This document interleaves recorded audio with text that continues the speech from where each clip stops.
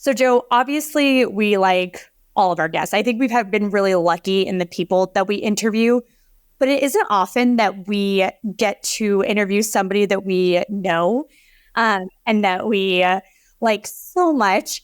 And that is the case for today. So I feel like we're having like a little family interview, like a family chat over the interwebs right now. Everybody, we have Kari Boatner on the show today.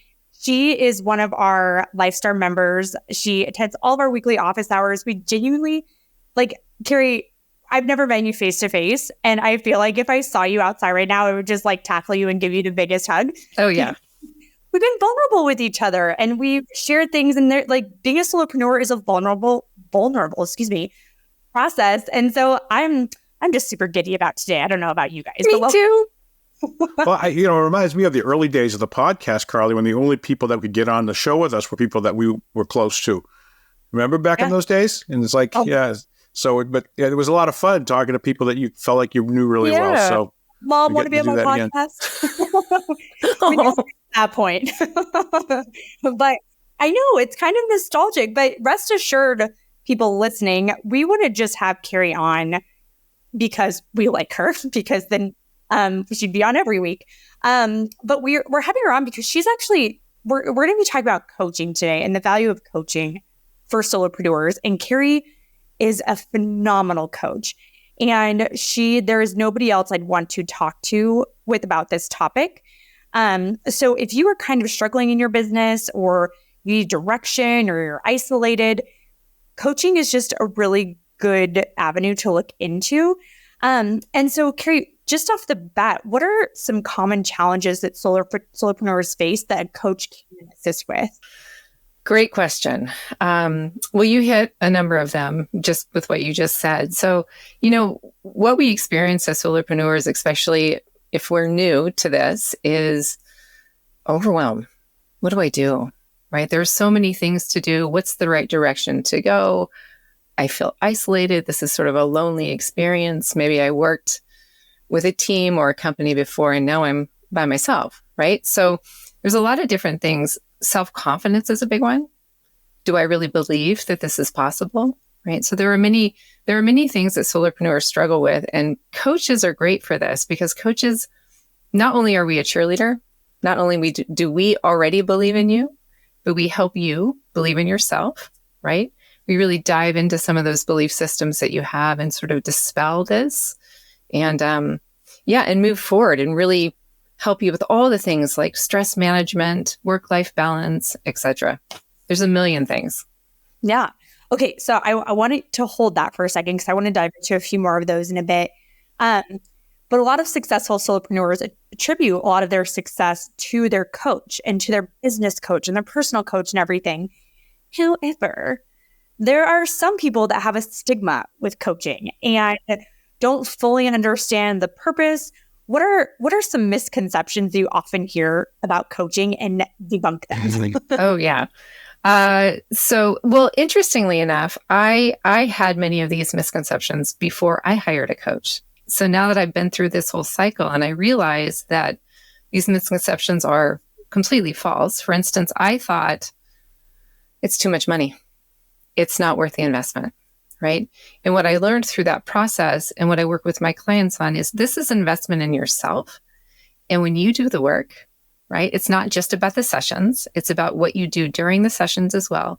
When you do the work, it is far and above worth your investment, right? Because you get so much from it, from this experience. The other thing I thought is, well, it's just like therapy, right? It's just, why wouldn't I just go to a therapist? It is different than therapy for sure. Therapy, and I love therapy, absolutely huge proponent of therapy, but therapy tends to go back in time a bit to heal some old wounds, right? Coaching is really more future focused. It's really about meeting you where you are today. What do you want today? And how are we going to get you there? What's stopping you from what you want, right? So it's very future focused. The other thing I thought is, oh, great, I'm going to meet with someone and they're going to fix it all. They have all the answers.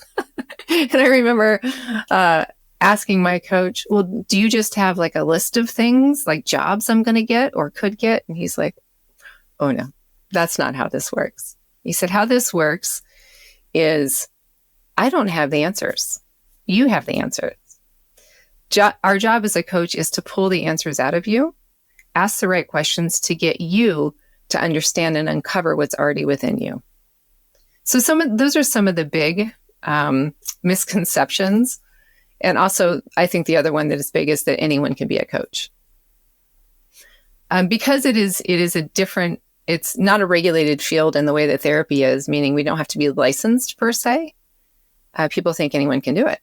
The reality is a really good coach has gone through a lot of training, has been certified, has practiced many, many hours, has gone through that whole experience of really sharpening their skills and being able to see and hear what your client isn't saying or doing and really get at that, right? Because that's the underneath stuff. That's the subconscious stuff that the client needs to surface to get to where they want to be. Yeah, those are great points of differentiation. I'm glad you touched on the therapist part, because I hear that, and I just the past versus the present and future, like, yeah. So thanks for doing that. Of course. Well, so where that leads me is solopreneurs, like I'm going to just go out on a limb and say at some point, every solopreneur has imposter syndrome, unless you have the best confidence in the world and a huge ego. I think a lot of people get in their heads. People battle isolation. They have all these business challenges, but sometimes it's like they can figure it out. Like every little point of your business, you don't need to be like, I need to call my coach. I need to call my coach. They're going to hit those points of adversity. What are some signs that it's time for a coach? I think when you're really stuck, right? And you're spinning and you feel almost paralyzed with indecision. What direction do I go? Feeling, like I said before, feeling alone and like you're sort of on an island and you have no one to talk to. And you aren't able to hold yourself accountable to growing your own business, right? Many of us who have worked in a more traditional setting had the boss, right? We had somebody saying, you need to do this by this time and get this result. It's now up to us. And some of us don't know what to do, aren't used to that. So if you're feeling that way, or you're feeling less confident, or you're feeling like you have imposter syndrome, like you're not good enough in some way, that's a perfect time to hire a coach. Because what a coach can do is highlight and bring forth all of the great things that you do, and everything you've accomplished, can be your cheerleader, can celebrate, can really help you strategize those next steps, break apart what's overwhelming you, and do really pragmatic, strategic steps to get you to where you want to be. And then loop back week after week and say, how's your progress? Well, you didn't do that thing. Why didn't you do that thing? What's in your way? So it's really that partnership. And I say this to every client that I work with. I am your partner. I am all in. I'm going to meet you shoulder to shoulder along the way the entire time. And you're not alone in this. Mm-hmm. Yeah, that's really helpful and a great point. But let's say listeners are hearing you and they're like, okay, I am stuck. It is time for me to hire a coach. And they're getting on Google right now. And they're like, professional coach, aside from hiring you, obviously, since you do help people nationwide and virtually. And if they're on the hunt for a coach, how do they find the right fit for them? Because there are likely quite like a few in their area at least. What kind of questions should they ask? What red flags should they look for? What's your advice for vetting these people? Yeah, I'm really interested in the red flags. What are some things to watch out for? Because obviously a bad coach is probably worse than no coach. Yeah, I 100%. I could not agree more, Joe. That is exactly right. So the things to look out for when you are vetting coaches, I think number one good strategy to find a good fit is to talk to people in your life that you trust, that you've seen them have results because they worked for a coach. And then the referral business with coaching is really important. So if you trust someone and they had results, that's a good indication that you're on the right path. But let's say you didn't, right? Let's say you're just Googling. And you're starting to have different meetings with different coaches. I would also say, don't just pick the first one you talk to, unless it feels like a super aligned fit. Interview a few people, right? Because what you want to look out for, coaches who aren't at the outset listening to you. They're not asking questions. They're driving their own agenda, right? They're overly salesy. They're trying to rush you to make a decision. That's a big red flag for me. That means they don't have your interests in mind. They really have their business and getting money and getting stuff out of you. That's exactly the opposite of what you want a good coach to be.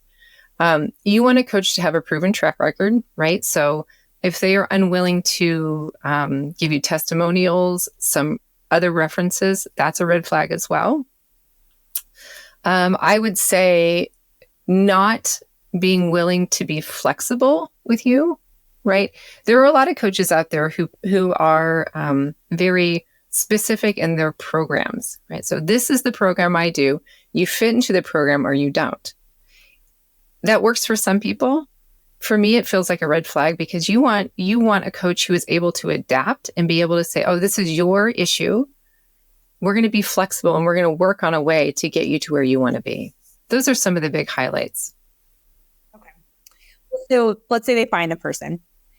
Kind of pull back the curtain on what the evolution of a coaching relationship looks like. Because, I mean, you might not be able to go into maintenance mode, but in theory, a successful relationship is when they don't need you anymore. Exactly. Oh, and that's the other thing. That's the difference I want to say between therapy and coaching is that when I was in therapy, which I actually deeply miss, I love therapy. I would go for years. I would go for 10 years at a time and see the same therapist.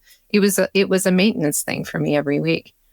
With coaching, my ideal approach is let's figure out how long we're going to work together at the outset, right? Like, okay, let's try 3 months or let's try 6 months based on what you're looking for or a year. And then as that engagement wraps up, the conversation is, how are you feeling? Do you want to continue? Is there more you want to do? Or are you good, right? You good. And I can say, good luck. I'll check in with you in a month or 2 months, right? And we'll always be in each other's lives. That's the goal is for me. And I think for many coaches is to get people on with their lives in a joyful, productive way. Would that be another red flag if a coach was like, you need me forever, just so that they get their paycheck? I mean, for me, it would be a red flag. If there's a coach that is promising something, that's a huge red flag. If they are saying, if you work with me for a year, this thing that you're dealing with will be absolutely solved. I can guarantee it, right? Promising a fix, because the coach isn't the one in control of that. The coach can facilitate and foster it, but if the person's not willing to do the work, it's never going to happen. I deal with that in marketing all the time. It's like, how many leads can you guarantee me with this campaign? And people say like 10,000 leads. And it's like, what? Like, so bad. Okay, so let's go back to that previous question to pull back the curtain. Oh, yeah. Yes. Like, are you guys talking every day? And I know it differs from coach to coach. It does. Just in your experience, what does the actual coaching process look like? Yeah. So typically for me and my clients, it is, there's an initial session. We figure out if it's a fit, right? Really looking for a coach that is aligned with who you are, right? So we do that. It's like a deep dive session is what I call it. And if we are aligned and we're both excited, we know it's a partnership, we move forward. And then it is typically a weekly session, right? In the beginning, for sure. Let's say it's a 3-month long engagement. In the beginning, the first month and a half, maybe even the first 2 months, it's weekly because you need to set that foundation, right? You need to pull apart all those belief systems, start building confidence, being accountable. And then as the engagement progresses, the client tends to get more independent, tends to get more confident, tends to be able to hold themselves accountable. So it sort of changes into more of a supportive, sustainable role for the coach and the client. And then at the conclusion of the engagement, it's that reevaluation. It's saying, where are we at? How are you feeling about the work? What do you need? Let's keep going, or, good on you. Great job. From your standpoint, how can should people come prepared with a certain mindset? Because you can only coach somebody if they're coachable. So what should people do? People just need to go in with an open mind, or what do you recommend people do to get the most out of coaching? Absolutely. I mean, mindset is a huge thing that I work on with people, because oftentimes when people come to me, they're deflated. They're feeling negative. They're feeling like they can't do it. They've lost their confidence. So their mindset, we need to work on mindset. And I do a lot of work around that with people.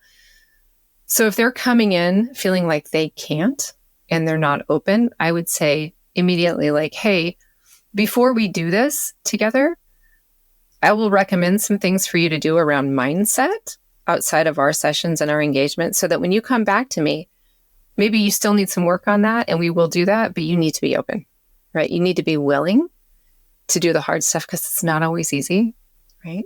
You need to be willing to trust your coach that they have your best intentions in mind, even if they might be a little, sometimes they might push you out of your comfort zone. That's part of this too, is that if we stay comfortable, work doesn't happen, right? So we have to get uncomfortable. And that's part of the coach's job, is to really get people to push them beyond what feels good and like almost like homeostasis to get you into that place, that little bit of a pain point to get you to do what you need to do. So if people are listening and they're like, this all sounds great, I think I'm in the right spot, but I'm still a little hesitant, what piece of advice would you say for people that are like, oh, like right on the fence? Yeah, I would say don't let your fears, your old stories, your old beliefs get in the way from you investing in something that ultimately is going to get you to the place that you want to be if you do the work. I'm going to keep saying that you got to do the work, right? Because you can spend the money on a coach, show up once a week, be in conversation, and then just forget about it. And that's not going to work, right? So don't let your stuff, whatever's holding you back right now, get in the way of you actually doing the work that's going to get you all the stuff, all the incredible stuff that you want in life. Yeah. Well, and I have also a question. Yeah. Because you said, I think you used the phrase old tapes. Yeah, old stories. And old stories. Yeah. And that to me, that seems to be, from the people that I've seen in my life, one of the things that really comes down to holding people back the most are the things that they were told about themselves by their parents, their peers when they were kids. Or, and I'm wondering, when you do coaching, how much of what you do that it involves changing people, helping people become what they want to become, is erasing those old tapes? Yeah. Thanks for that, Joe. A lot of what I do is around that. So the other thing a really good coach will do is, what I said earlier, we're listening for what you're not saying. We're watching body language, right? So we get a lot of information from what people are, how they're making excuses for what they're not doing, right? And excuses often comes from those old stories, right? So for example, money, right? For solopreneurs, the fear of not having money is big. Not getting paid is big, right? So then we investigate, hey, what's your story around? What is your relationship to money? Where did that come from? And is it true, right? Even though you saw it maybe when you were growing up and you had your parents tell you to hold on to the money, never get into debt, do all of these things that feel very constrictive. Is that how you want to live? Is that actually your belief system, right? So we dive into what they were taught, their life experiences, and then oftentimes, if it's not serving them, the challenge I give to all of them is, just because it was doesn't mean it is, and it doesn't mean it has to be, right? So being able to let go of things that no longer serve you, belief system, habits, patterns, all of it. So a lot of work is done around that. That makes sense. Kari, just listening to you talk of like, people you have to work with are like, I love hearing your approach to all of this. So for people that like hearing kind of success stories, or if they need that to really dive into coaching, could you share like one or two? You don't have to share your clients' names or their business or anything. Sure. Yeah. Like kind of success stories as it relates to their solopreneurship and how working with you has helped them found a new area of success. Absolutely. Yeah. Solopreneurs are some of my favorite people to work with because I am one. I completely understand. It's a very relatable feeling that many of them have. One in particular, I'm actually working with her right now. I will say this, the relevance is going to make sense in a second, but she is part of the Karuk Nation, and she was working for her tribe for many years as like an accountant in finance. Her degree is in finance. She still lives on the reservation, and she decided what she wanted to do was leave working for the tribe and start her own consultant business, teaching the youth in the tribe how to manage money, which is so amazing. And it's just been I get the chills. It's so inspiring because her vision is changing the way the kids growing up in that community and culture feel about money, right? Feel about how, if they can earn it, if they have the ability to earn it, which absolutely they do, right?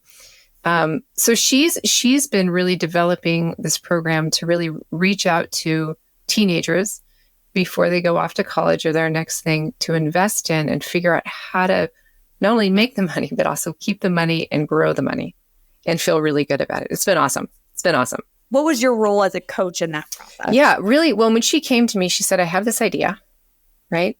I don't know where to go with it. I don't even know where to start, right? So I helped her get super clear on her focus, right? Write her mission statement, write what she wants to do, build a business plan around it, right? And then now we're at the stage where she's starting to talk to different people within the community and get feedback about how everyone else feels about it. And people are just raving about this and they're so excited. It hasn't been done before in that community. So really just, it was visioning, clarity. She doesn't have a lot of stuff around mindset. She's pretty sure that she's confident enough to do it, right? And now it's vetting the community so that she's setting herself up for success when she actually does launch. So it's working with her on all of that and then holding her accountable to it, right? There are times that we'll get on calls and she's like, I just went camping. I didn't do anything else. And I said, hang on. Your work-life balance is huge. This is a big part of who you are as a person and what you can bring to this. So let's celebrate the fact that you went camping. It's summertime. It's beautiful. Let's relax, right? And we can just start from today and you can keep going. So that's one. And then the other one I love is I worked with a solopreneur, a very successful solopreneur. He'd been in business for over 20 years, wanted to retire. Right? And he reached out because he was feeling really, he was not feeling great about his identity. Who am I once I sell this business? Right? I've been a solopreneur my whole life. Do I still get to be one? Do I still get to call myself that? What am I going to do next? And is the new owner going to destroy what I've built for 20 years? So his was really fear-based, right? This is who I've always been. This is who I project myself to be in the world. Do I have to change that? And if I do, who do I change it to?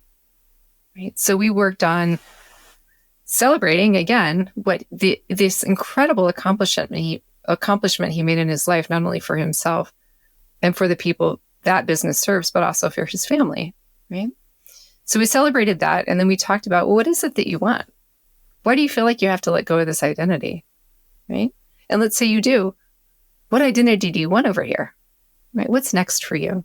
So he got to a point of saying, I'm so happy. I'm letting go of the identity. Whatever will be. For the new owner, I've done everything I can do to set them up for success. And now I'm going to go and be a consultant because I love working. So now he's a consultant helping other small business owners. Yeah, it's cool. It's really, the greatest thing, and again, I'm getting chills, the greatest thing about coaching from my perspective, not that it's about me at all, but oh my God, this is a great job. Because I get to see people really rise and really start not only getting to know themselves better and in confidence in themselves, but really make awesome change in the world and impact in the world.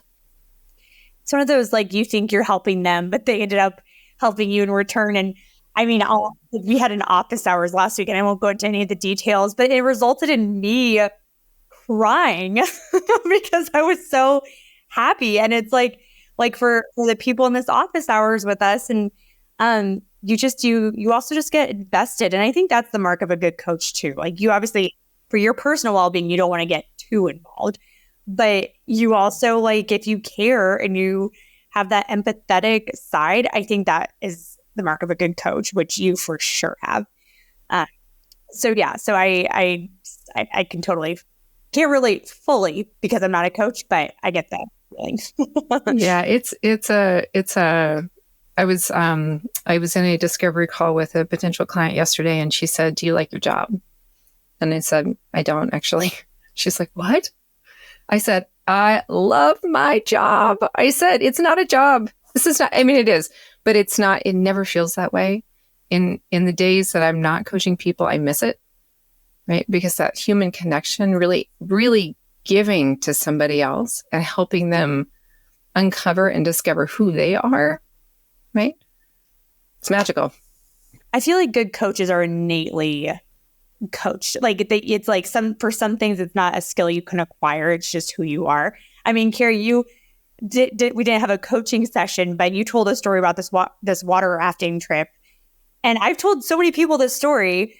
And if you hire Kari, you can hear this. That'll be a little carrot that I didn't. But I took a lot from this story and just by talking to you. You just have a way of framing things in a new light. So I appreciate that about you. And I think that that's something also a good coach is just that just part of who they are to the core.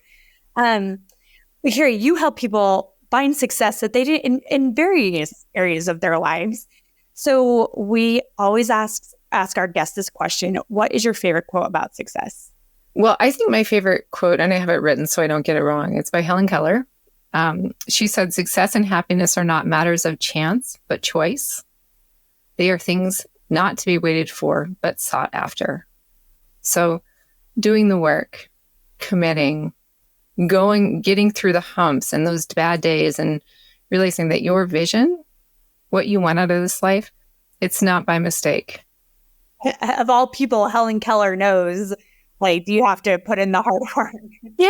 I mean, look at people like Helen Keller and what they have overcome. So I think about that all the time, that when I'm feeling like I can't do something, I'm like, oh, there are some inspiring people out there who have done a lot. I can do it. Great quote. Well, Kari, if people want to learn more about you or coaching in general and just get some information, where can they find you?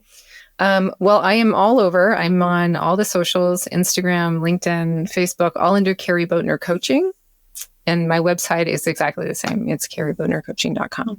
Like I said, personally, I was very excited for this interview, but I just think you've cleared up a lot of questions that people have around coaching. And for people on the fence, I think you've solved the misconceptions. You've addressed a lot of questions that we hear about. We are not coaches, so we are not qualified to answer those questions. But a lot of the questions we have heard, you answered. So we just can't thank you enough for coming on the show today. Oh, it's my pleasure. And I would say one other thing when trying to pick a coach.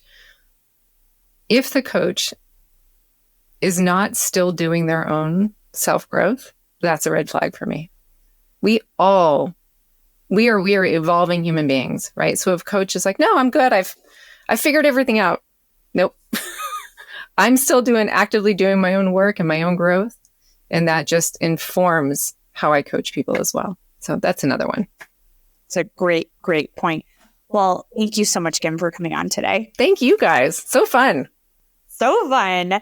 And listeners, hopefully you had all of your questions answered there as well. You know, I have to ask this at the end of every interview. We love putting on this type of show for you, all these great interviews. In order to continue doing that, we would love those 5-star reviews.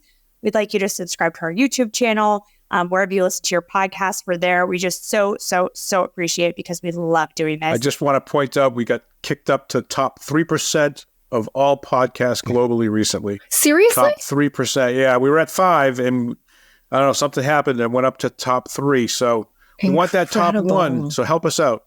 Incredible. Woo! So appreciate it.